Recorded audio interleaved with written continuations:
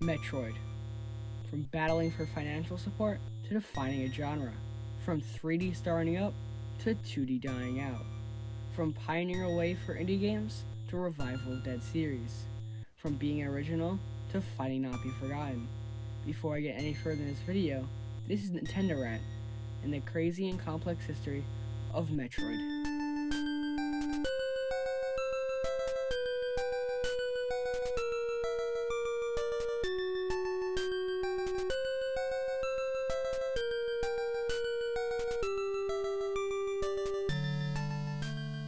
The first Metroid game came out in 1976 in Japan and 1977 in North America, but that's not where the story starts.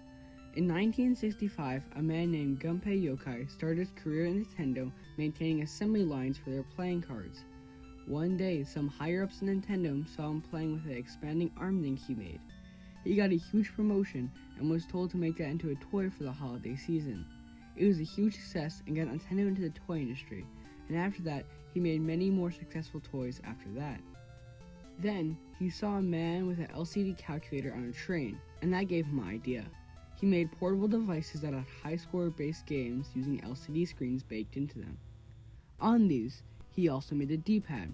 The D-pad was a certain control method for movement and helped standardize controllers in the home console space when it was used in the NES after, and was probably why it hit so much success. He also supervised the development of Donkey Kong and the original Super Mario Bros. Made by Miyamoto. He did all of this, and without him, Nintendo would not be where they are right now, and we haven't even gotten to the best part yet. With R&D 1, he would make Metroid, a 2D adventure game that was very dark and atmospheric. He did this to directly contrast the brightness of Super Mario Bros. And with all its vibrant colors. It consisted of you finding power-ups that would make your suit stronger, but also allow you to progress through tight spaces, doors, high jumps, etc. Also, it had the same perspective as a platformer, instead of using the normal top-down approach, which allowed it for many more interesting level designs like platforming challenges along with the normal exploration and puzzles. Though this idea was extremely good, the game itself was flawed. It opened up way too fast and had a lot of rooms looking the same due to the NES technical limitations, and made a lot of players get lost. It had a lot of power-ups and secrets being found behind walls that needed to be randomly bombed without any telegraphing. So even though this idea for a game was great, it was mostly held back by technical limitations. Also, to put salt in the wound, when released in North America, it had to use a password system instead of putting a battery in the cartridge and using save files, which made going back to your progress a lot more tedious. 2 years later, Gunpei Yokoi made the Game Boy, a Nintendo handheld unlike the Game & Watch series. Instead of each one having one game made into it, it was like the NES, able to play a whole catalog of cartridge-based games, but on the go. Of course, with him making the system, a Metroid game was inevitable, but there could have been some doubt if it was going to be an upgrade, considering the NES was more powerful and at a higher resolution than the Game Boy. But lo and behold, in 1991, Metroid 2, The Return of Samus, came out and was actually decent. For being the creator of the hardware, Yoki was really able to push the system to its limit, and then some. A lot of new things were added, like downward aiming, a lot of power-ups including a bunch of different beams, and had a surprisingly impactful ending for a Game Boy game.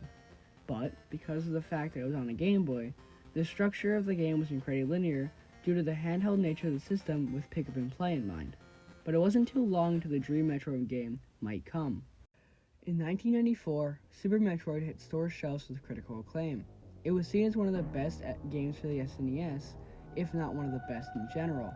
Even today, the love for this game remains strong, if not stronger.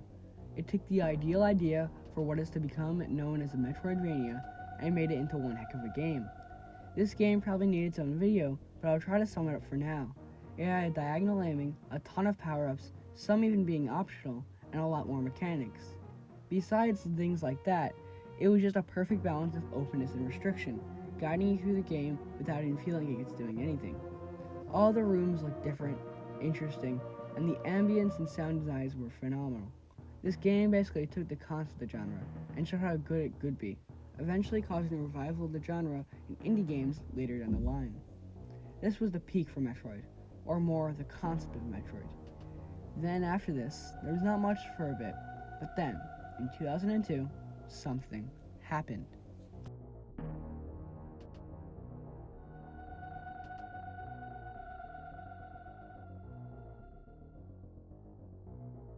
November 18th, 2002 was a big, amazing day for Metroid, but it was also shrouded in uncertainty. Two games were released that day, one being the next 2D Metroid, Metroid Fusion for the GBA. This game was very linear like Metroid 2 for the Game Boy, for the same reasons of it being on a handheld. This time, though, they really worked into the story, and it wasn't necessarily held back by this. Just some prefer Metroid games focusing on more open exploration. But there was another game, Metroid Prime. Released for the home console, the GameCube, it took the series into 3D with a first-person perspective. In the months before the game came out, most were extremely skeptical of the supposed Metroid game that's a first-person shooter, but everyone was shut up when the game came out. It was actually a Metroid game. Didn't focus on combat, but exploration, like any other Metroid game. It had platforming, puzzles, the whole bunch. The game shattered expectations and performed better than Metroid Fusion, which was pretty big considering that GBA had a much bigger install base than the GameCube. 2 years later, Metroid Zero Mission came out, a remake of the first game, early in the year, and a second Prime game followed later that year. A spin-off game for the Prime series came to the DS in 2006 named Metroid Prime Hunters, surprisingly before a 2D game came out for that system. The next year, Prime 3 comes out for the new Wii system, taking use of pointer controls that many prefer. There's also a scan in the game that says Project Dread was near completion. Many speculated that it would be the new 2D Metroid game for the DS that went missing. 2 years go by, and the release of the Metroid Prime trilogy, a collection of 3 Prime games for the Wii, and added pointer controls to the first 2. 1 year later, Metroid Other M was released, a controversial third-person action game that was barely a Metroid game. Then it hit another dry spell. It was thriving once more, and it stopped once more. No 2D games since 2004. No new Prime games since 2007. It wasn't until 2016 when they announced another Prime spin-off for the 3DS, Federation Force. It was a multiplayer co-op mission-based shooter. It was cool and all, but nothing like a Metroid game. Many thought it was truly over. The series was doomed. But in 2017, the year rolled around.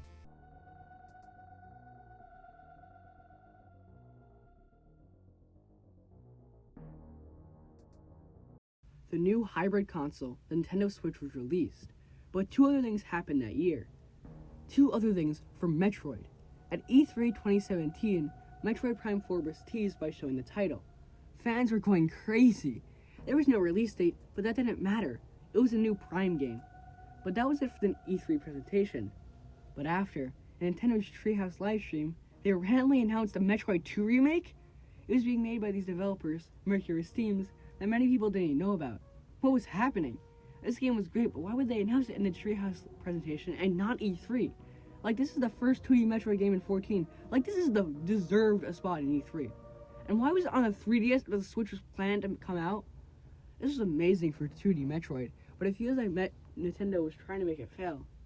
Anyway, the game came out, but it consistently barely anyone knew about it. And that was a shame because it was good. It had 360 aiming, a parry move, and 3D graphics, and took the structure of linear 2D Metroid, Metroid 2, and made it the most open they could. They made each section feel like its own Super Metroid. Don't get me wrong, there was a few problems, but this game deserves so much more attention. But after that, it was a waiting game. Fans were just waiting for more information on the new Prime game. In 2019, they technically got to what they wanted. Nintendo posted an apology video on their YouTube channel, detailing how they were not happy in the state the game was in, and decided to restart the project. This was crushing. 2017 gave fans hope that they come back guns blazing, but it looked grim. We still have to look 2 more years in the future, to E3 2021. The hope came back. 3 famous notes play in a background screen. Samus drops down in her new suit. Metroid 5 appears on the screen. This is crazy. Mechanical robots that seem invincible. Later that the title shows. Metroid Dread. Fans from across the world cheer into their streams. The lost Project Dread was actually made. 15 years of waiting, and it's here. Finally.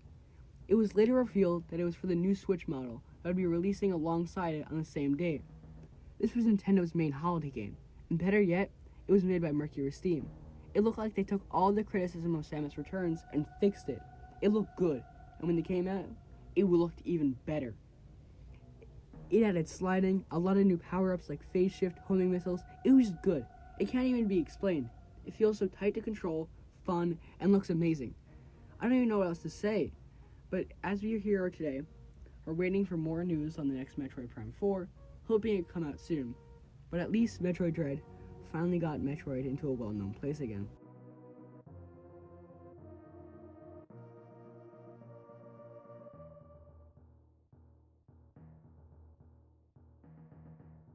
Though that's it for the Metroid series, it doesn't end here.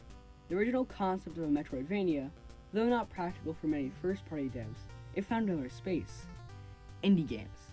Around 2017 is when we see Hollow Knight, among other indie games that take the Metroidvania concept perfected by Super Metroid and build on it in their own style.